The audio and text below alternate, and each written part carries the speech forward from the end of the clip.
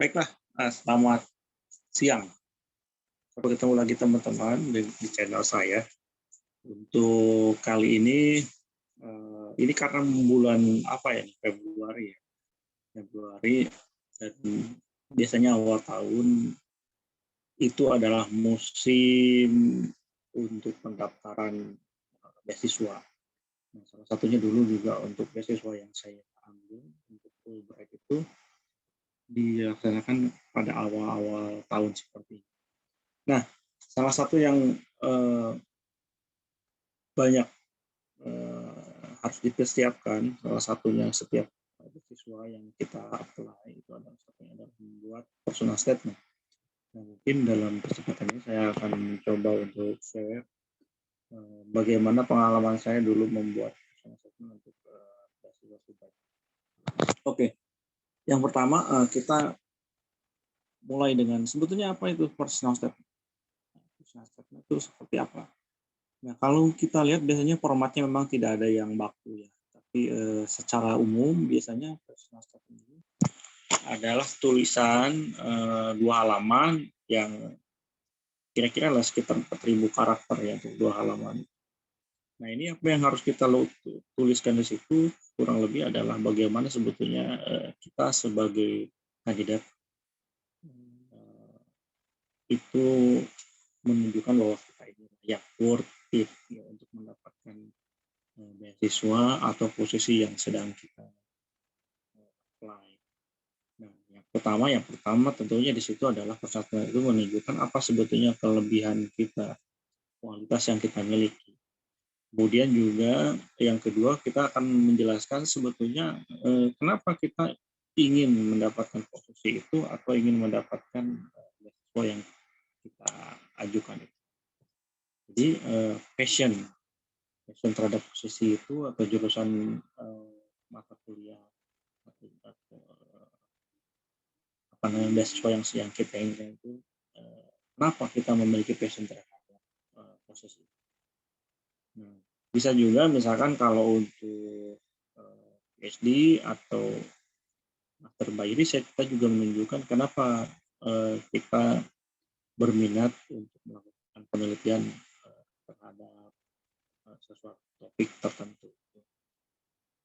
Nah, kemudian yang ketiga yang harus kita sampaikan juga itu adalah impact yang akan kita bawa atau kontribusi yang akan kita berikan kepada masyarakat kalau kita mendapatkan beasiswa atau posisi tersebut. Jadi di situ mungkin kita akan menjelaskan kenapa sebetulnya kamu ingin sekolah di Amerika, kamu ingin sekolah di jurusan ini. Terus kira-kira kalau sudah mendapatkan beasiswa itu apa yang ingin dipelajari, kemudian ketika pulang akan melakukan apa bagi negara kita. Nah, itu mungkin yang harus kita tunjukkan kepada para pemberi beasiswa ataupun orang yang membuat call for application itu, lembaga donornya seperti itu. Kita harus menjelaskan seperti itu. Kenapa apa sebetulnya yang harus kita laksanakan. Terus yang keempat, mungkin poinnya adalah bahwa personal statement ini bukan kurikulum vitae, jadi bukan sekedar daftar pengalaman ataupun riwayat hidup ya yang kita sampaikan.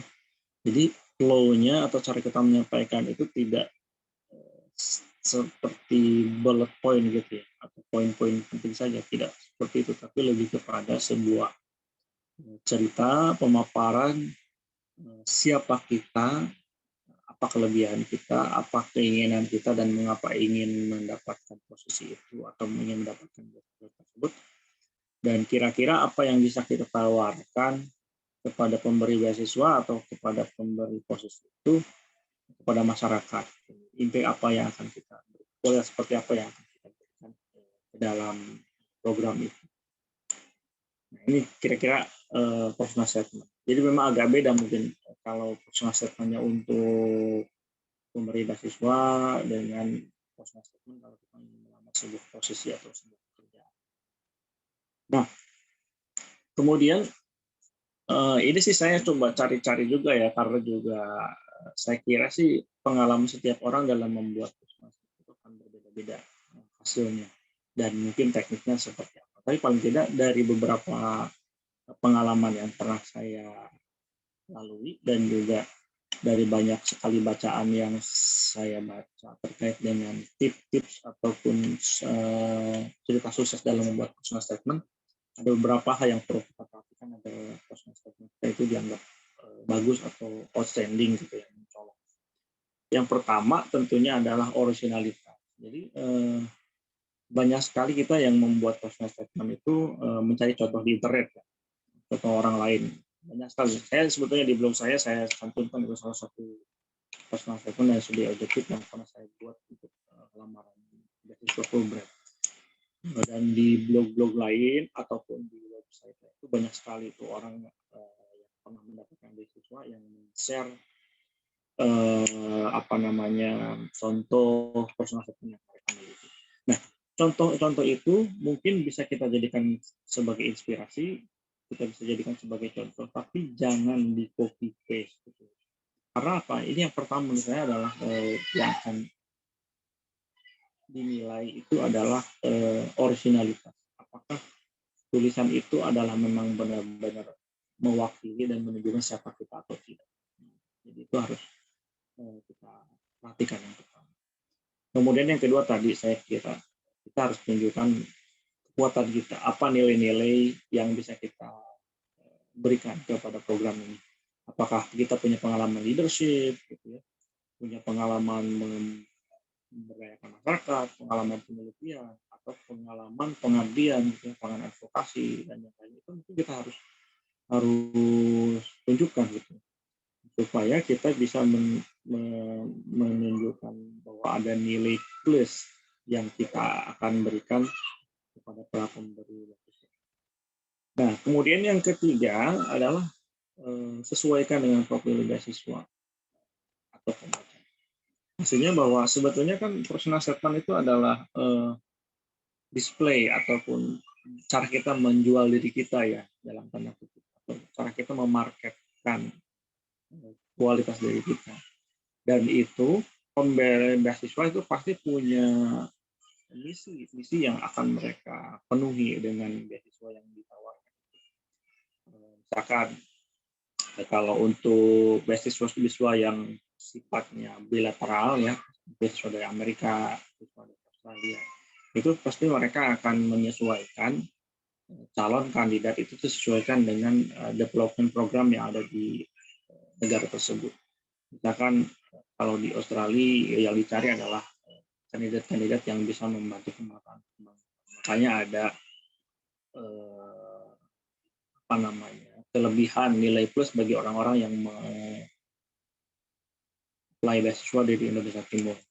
Ataupun ada area-area khusus yang dicari gitu ya, misalkan kesehatan, gitu ya, infrastruktur, penegakan hukum, gitu, anti korupsi dan yang lain.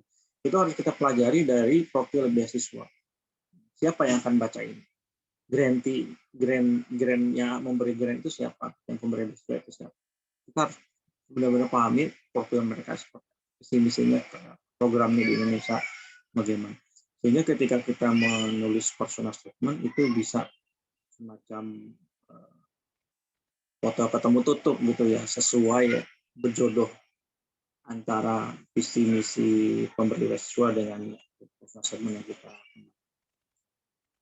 tunjukkan kecocokan dan kesesuaian gitu antara ya, Anda dengan program. Artinya tadi ya hampir sesama dengan yang sebelumnya.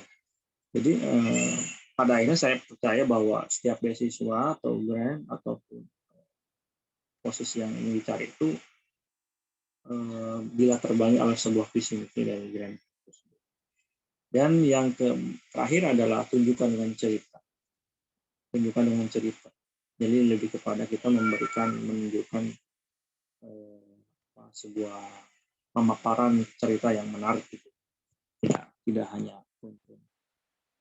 Kemudian, nah bagaimana kita cara membuat personal statement? Saya sih mengaduk broad teori gitu ya, artinya tidak ada itu satu draft, tidak ada satu tulisan, termasuk satu esai atau personal statement itu yang sekali jadi. Jadi ya yang pertama-tama ya kita tulis aja lah, tulis ada sebanyak-banyaknya, sebaik-baiknya apa yang ingin kita sampaikan. Mungkin bisa sampai 2-3 halaman, bahkan mungkin ada yang sampai bikin 5 halaman gitu. Untuk draft pertama nggak apa-apa, nggak apa-apa. Dan tidak ada format baku. Jadi kita tuliskan sesuai dengan gaya kita sendiri supaya lebih orisinal. Biarkan ia tumbuh. Memang kata orang kan ketika kita membuat tulisan setelah jadi itu penulisnya itu sebetulnya sudah menjadi orang yang lain gitu. Artinya kalau kita baca lagi, oh ternyata kita bisa melihat kekurangan-kekurangan, kelebihan-kelebihan. Tapi memang tidak harus langsung. Mungkin disediakan kita buat draft pertama, mungkin dilihat seminggu lagi, 2 minggu lagi, kita akan pasti mendapatkan perspektif yang baru dan bisa menilai tulisan kita secara objektif. Jadi mungkin butuh waktu yang lama. Ada yang saya tuliskan di sini 4-6 minggu, ada yang 2 minggu, ya tergantung setiap orang masing-masing inspirasinya seperti apa. Nah, kemudian yang ketiga menurut saya adalah kita juga harus berani atau meminta pendapat orang lain yang sudah pengalaman, yang sudah pengurus. Kira-kira ini kualitas tulisan kita, personal statement kita ini sudah cocok apa belum gitu dengan karakter beasiswanya atau dengan orang yang ingin kita targetin. Nah, kemudian ya revisi terus, jangan apa ya merasa puas di draft pertama. Kita harus terus memperbaiki draft-draft itu sampai kita mendapatkan satu versi yang menurut kita adalah yang paling maksimal. Tentunya ini juga dengan memperhatikan apakah deadline beasiswa itu masih ada atau tidak. Dan terakhir adalah tulis dengan kalimat aktif.